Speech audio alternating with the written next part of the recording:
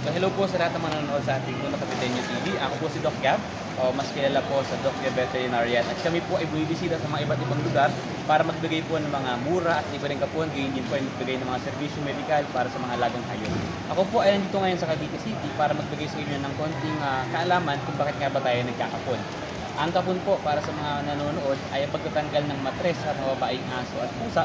Ganun din po sa mga lalaki, tinatanggal natin ng itlog para po hindi sila magbuntis, hindi sila lumabas-labas sa paghahanap ng kapares, at higit sa lahat para lumusog sila. Kasi ang mga hayop po na naglalandi ay nagkakaroon po ng pagpapayat at stress, lalo na po kung ayaw nyo silang dumami. At ang pagdami po nila ay nagre-resulta din naman sa maraming problema, hindi maalagaan ng maayos, at higit sa lahat dumadami ang posibilidad na pagkahawa nila ng sakit pag lumalabas sila ng bahay. Kaya po kapon ang ginagawa natin solusyon sa maraming problema ng pang-abuso. Ito din po ang gusto namin sanang ipakalat sa lahat ng mga komunidad na ipakapon ng alaga, lalo na po kung hindi nyo sila gusto tumami.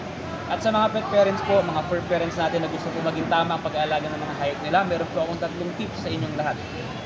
Una, siguraduhin po ninyo na alam ninyo kung ano ang inyong inaalagaan. Kung yan po ay pusa at aso, kung yung ba ay fit sa inyong ginagawa sa buhay. Kung kayo ay active, siyempre mas maganda na kaya nyo ilakan o itakbo ang inyong mga alaga dahil kailangan nila ng ehersisyo.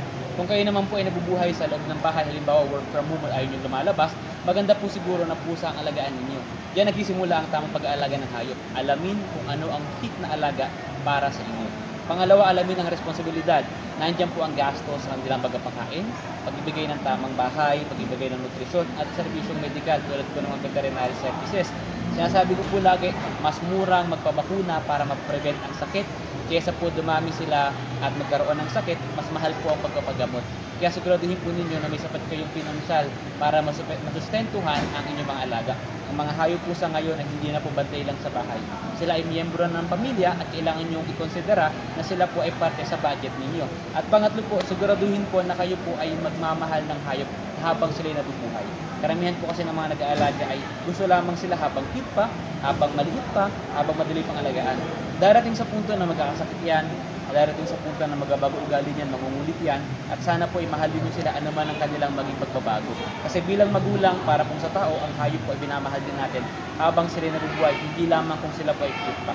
Kaya sa lahat ng mga nanonood ko dito, sana po ay maging bahagi tayo ng isang responsable komunidad, maging responsable yung mga magulang tayo ng mga hayop at i-consider nyo sila bilang may buhay dahil lahat po ng hayop at tao ay pwedeng mamuhay ng sama-sama at kaya mamuhay ng maayos basta may paggalang at pagrespeto sa bawat tao.